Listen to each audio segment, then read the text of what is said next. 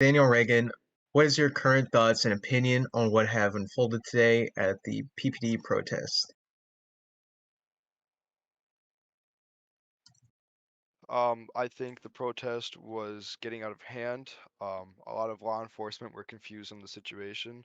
When I arrived, I informed deputies to disperse the protest and to proceed with making lawful arrests and to spread our resources to cover the protest and other crimes that were going on within Sterling and Palmer. Would you consider this an unprovoked attack against the Bloc Davidians when law enforcement started firing into the crowd? Law enforcement didn't start firing into the crowd until law enforcement was fired at. Um, when law enforcement arrived on scene to help control the situation and making sure that everyone was safe, officers got fired at, and we returned lawful fire at the shooters. Sometimes people get caught in crossfire, and that's what happened today. Unfortunately, we don't have much choice whether or not people run into our shots, and we can't really stop them. Hmm.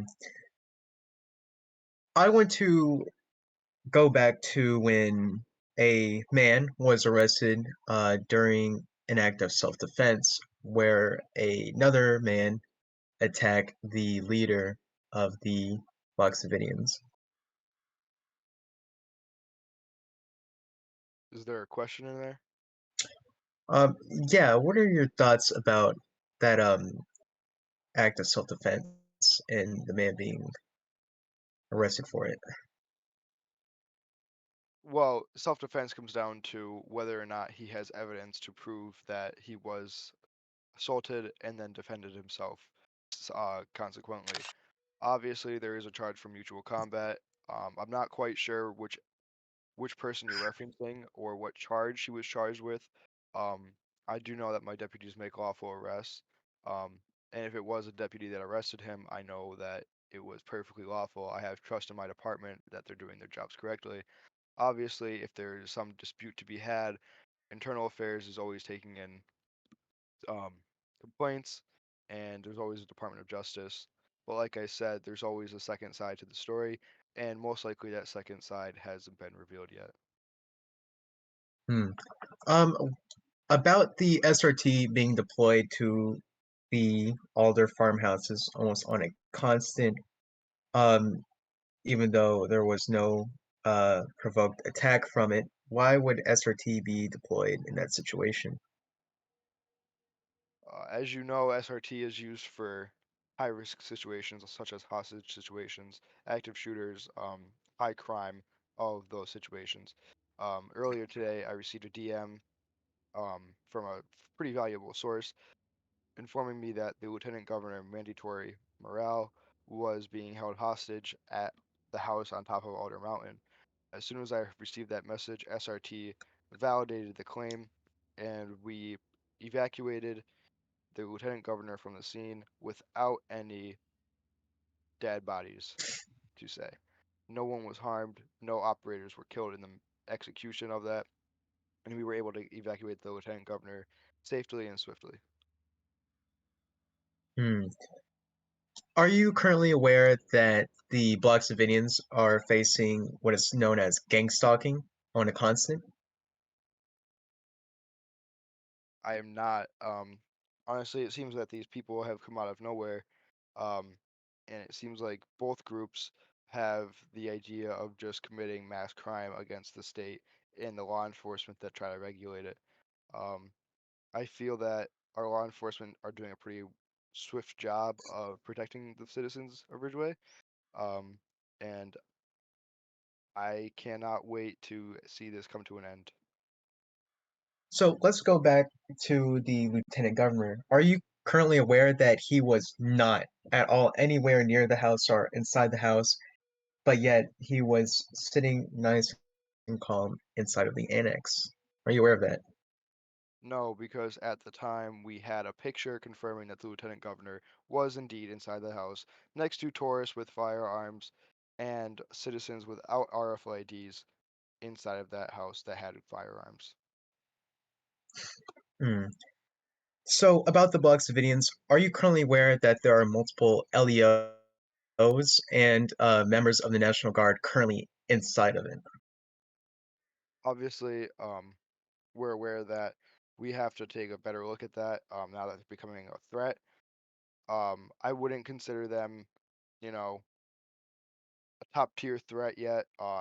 They're just a bunch of people running around trying to cause havoc. Obviously, if law enforcement officers aren't doing that on duty or off duty, it doesn't really come to, you know, mind.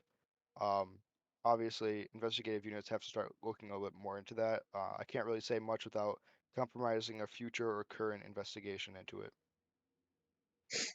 So, do you believe that the Black civilians are here to cause harm instead of freely practicing their religion? I think any religion that promotes violence and causes protests to promote violence and allow law enforcement officers to get killed and drag attention towards law enforcement officers and create havoc between their jobs, I think that is no religion to follow at all. So any religion that does not have the right to not get arrested. If you cause havoc, if you're here to do any harm, you're gonna go right where you belong inside of jail. Speaking of the protests today, were you aware that the protesters were being shot from different directions and by people who are actively seeking out to kill them? Just like any other citizen, the law enforcement in Ridgeway protect all citizens. When as soon as I know from my deputies, as soon as we heard shots, for instance, from protection or from parking garage, we were able to respond and clear out the parking garage immediately. We can't verify that we're able to catch every shooter that does shoot because they do evade, they do hide, they do all that different stuff. But when we are, we're able to capture and arrest all shooters. Obviously, our jobs, our number one priority is to protect all citizens of Ridgeway, no matter who you may be, what you may do it for a living. We're there to protect everyone. Hmm. So, do you believe that you have total confidence in your sheriff's office and that everyone here is competent at their jobs and can do it correctly without many mistakes being made? I do have trust in my office, in my sheriff's office, my central command, and my command members, and my deputies as a whole. Obviously, everyone is human. There are mistakes to be made from all levels. They may not be physical mistakes such as arrests every day, but every day there's going to be someone that messes up. And the best thing that we can do is rally back together as a department, as a team, and say, hey, we messed up. This is what we can do to be better, and we move forward from there. Obviously, if we see a field error, internal affairs is right there to help us step it back up, and that's what we love them for. They're not all like people always make IA out to be, these people that target people and can't wait to get them fired. That's not true at all. Um, I'm more of a fan on correcting first, and then, if we have to terminate or suspend or do all that, then that comes after. But my primary goal is to correct people when they're wrong and help them become the better version of themselves. And that's what this department is all about. That's why we have that corrections program so that people can better themselves before becoming law enforcement officers. That's what I strictly believe in, and I believe my sheriff's office is getting there day by day, and we're doing a fantastic job of doing our due diligence to protect the citizens. All right, for my last question before we close out here, do you think foul play was involved to discriminate against the Black civilians? Obviously, we when we respond to a scene, all law enforcement, we assess the situation for what we're given, evidence wise, from our own eyes wise. We head into the scene with minimal information and we try to gain it as we're on the scene. Um, for instance, if you're called to a shootout, you don't know who's shooting who first, so you have to contain the situation between both parties and figure it out right from there. Obviously, sometimes you don't know if it's been a fake police report, you don't know if it's been a true one, completely honest. So officers, we work with what we're given. Obviously, if there's foul play to be involved, that's something for an investigation to head into, and that's where it pops out. Once it's investigated, we can find out the whole truth. All right. Any closing statements before we pack up here? I honestly just want to thank the sheriff's office. I know from my point of view, um, it seemed like the game has been gone for a little bit, and I'm going to say this flat out. I made my deputies do logs as soon as I got back in office, or as soon as I got in office, I should say. Uh, I put logs in effect.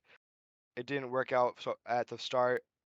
It was too much for my deputies. We reconvened, we addressed it, and we went back to a lowered standard. But if you look at the sheriff's office on a daily aspect, there are more sheriff's office than mostly every other department. That's because the deputies know that their work is good, and I just want to thank them for all the work they've been doing. Because ever since then, we've had a lot more deputies on. We've had AOU back in effect. We've had SRT constantly deployed whenever they're needed for warrants and high risk situations. Our patrol deputies have been doing a great job. Corrections has been doing a phenomenal job with handling the prison, and all of our units are really exceeding our expectations since the game has technically died and revived.